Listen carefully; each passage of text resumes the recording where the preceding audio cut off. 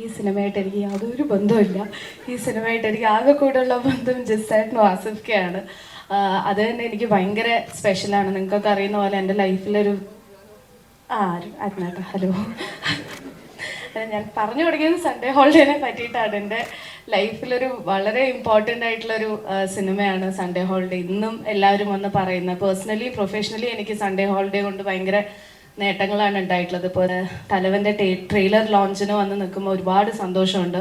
Thank you ജിസേട്ട for inviting. ഇങ്ങനത്തെ ഓരോ ചെറിയ ഇവൻറ്റുകളും വളരെ മെമ്മറബിൾ ആണ് എനിക്ക്.